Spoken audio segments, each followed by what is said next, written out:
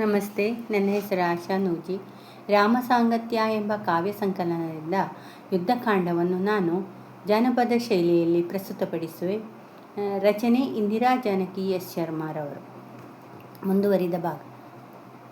ಮಂತ್ರಪೂರಿತವಾಗಿ ಐಂದ್ರಾಸ್ತ್ರವನು ಹೂಡಿ ಲಕ್ಷ್ಮಣ ಸಿಂಜಿನಿ ಅಳೆದು ಕಡಿದೊಗೆಯಲು ಬಾಣ ಪೊಗರಿನ ತಲೆಯನ್ನು ಇಂದ್ರಾರಿ ಕೊನೆಯುಸಿರೆಳೆದ ಕವಚಾಕಿ ಕಿರೀಟದ ಜೊತೆ ಬಿದ್ದ ದೈತ್ಯನ ನೋಡುತ್ತಲಸುರಾರು ಓಡಿ ರಾಕ್ಷಸ ರಾಜಂಗೆ ಮರಣದ ವಾರ್ತೆಯ ಅರುಹಿದರ ಭಯದಿಂದ ಕೂಡಿ ಯುದ್ಧದೊಳು ಶಕ್ರಾರಿ ಗತಿಸಲು ಸುರರೆಲ್ಲ ತಾಳಿದರಾನಂದವನ್ನು ವಿಷಯವನರೆಯುತ್ತ ತಳ್ಕೈಸಿಕೊಂಡನು ಶ್ರೀರಾಮ ಲಕ್ಷ್ಮಣನನ್ನು.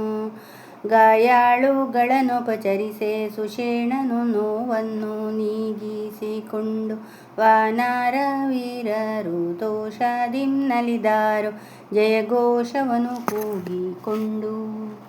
ಮೇಘನಾದನ ಸಾವು ತಲ್ಲಾಣಗೊಳಿಸಿತು ತ್ರಿಭುವನ ವಲ್ಲಾಳನನ್ನು. ಪುತ್ರ ಶೋಕವು ರೋಷವಾಗಲು ಹೊರಟನು ಕೊಲ್ಲಲು ಜಾನಕಿಯನ್ನು. ಖಡ್ಗವನೆತ್ತಿ ಧಾವಿಸಿ ಬಂದ ಧನುಜೇಂದ್ರ ಶಿಂಶಪಾವನದೆಡೆಗೆಂದು ಮಂತ್ರಿ ಸುಪಾರ್ಶ್ವನು ಮರಳಿಸಿದನು ರಾಜ ಸಭೆಯತ್ತ ನೀತಿಯ ನೊರೆದ. ಓಲಗಂಗೊಟ್ಟು ರಾವಣನಾಜ್ಞೆ ಮಾಡಿದ ಸಮರಕ್ಕೆ ಸಜ್ಜಾಗಿರೆಂದು ರಾಕ್ಷಸ ಸೈನ್ಯವೋ ಹುರುಪಿನಿಂ ಹೊರಟಿತು ಪರಿಘ ಪಟ್ಟಾಸ ಕತ್ತಿ ಹಿಡಿದು. ರಾಜನಿಂ ಪ್ರೇರಿತರಾದ ದಾನವರೆಲ್ಲ ವಾನರರನ್ನು ಕೊಚ್ಚಿ ಕೊಲ್ಲಲು ಶರಣು ಹೋದರು ಕಪಿವೀರರು ರಾಮನೊಳ್ ದೈತ್ಯರಿಂ ರಕ್ಷಣೆ ಕೊಡಲು. ಏಕಾಂಗಿ ಶ್ರೀರಾಮ ಹಗೆಗಳಿಗೆಸೆದನು ಅಗ್ನಿ ಜ್ವಾಲೆಯ ಪೋಲ್ವ ಶರವ ಕೋದಂಡವನೆತ್ತಿ ಸುಟ್ಟುರೋಹಿದನಾಥ ಲಂಕೇಶ್ವರನ ಮೂಲ ಬಲವ. ಸ್ವರ್ಣ ಲಂಕೆಯ ಮನೆ ಮನೆಗಳು ತುಂಬಲು ರಕ್ಕಸಿಯರ ಶೋಕದಿಂ ರೋದನವನ್ನು ಕೇಳಿ ನಿಟ್ಟುಸಿರನ್ನು ಬಿಟ್ಟು ರಾವಣ ರೋಷದಿಂದೆದ್ದ. ಪುತ್ರ ವಿರೂಪಾಕ್ಷ ನಿಂಗಾಜ್ಞೆ ಇತ್ತನು ಬರಲು ಮಹಾಪಾರ್ಶ್ವನೊಡನೆ. ದಶಶಕ್ತ ತೆರಳಿದ ದುರ್ಗಾದುತ್ತರಕ್ಕೆಂದು ಕಾಳ ರಾಕ್ಷಸ ಸೇನೆಯೊಡನೆ.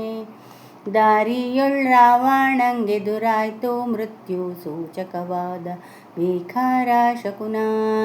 ಉತ್ಪಾತಗಳ ಲೆಕ್ಕಿಸದೆ ಲಂಕಾಧೀಶನು ಮುಂಬರಿದನು ಮಾಡೇ ಹನನ. ಕೈಕಾಸ ಪುತ್ರನ ಬಾಣಾಘಾತಕ್ಕೆ ಸಿಕ್ಕಿ ಕೊಡಗ ಪಡೆ ಸಾಯುತ್ತಿರಲು ಕಿಷ್ಕಿಂಧೆಧೀಶನು ಪೆರ್ಬಂಡೆಗಳನ್ನೆತ್ತಿ ಕಾದಾಡಿದನು ರಕ್ಷೆ ಕೊಡಲು. ಅಹವದೊಳು ಸೈನ್ಯ ಹಿಮ್ಮೆಟ್ಟುತ್ತಿರುವುದ ವಿರೂಪಾಕ್ಷ ಕಂಡು ಸುಗ್ರೀವಂಗೆದುರಾಗಿ ಶರವೃಷ್ಟಿ ಹರಿಸಿದ ವಾರಣನೇರಿಕೊಂಡು. ಮಿತ್ರಜ ಮರವನ್ನು ಬೀಬಿಸು ತೊಗೆಯಲು ಗೀಳಿಟ್ಟು ಕುಸಿಯಿತು ಗಜವು. ಮುಷ್ಟಿ ಪ್ರಹಾರವು ನೊಸಲನು ಭೇದಿಸಿ ಹಾರಿತು ರಾಕ್ಷಸನಸು. ಧನುಜ ವಿರೂಪಾಕ್ಷ ಮೃತ್ಯುವನ್ನಪ್ಪಲು ಬಂದ ಮಹೋದರ ದುರಕೆ. ಕಪಿರಾಜ ಶೌರ್ಯದಿಂದ ಸುರನ ಶಿರವನ್ನು ಕತ್ತಿಯಂ ಕೆಡವಿದ ನೆಲಕ್ಕೆ. ಧನ್ಯವಾದಗಳು.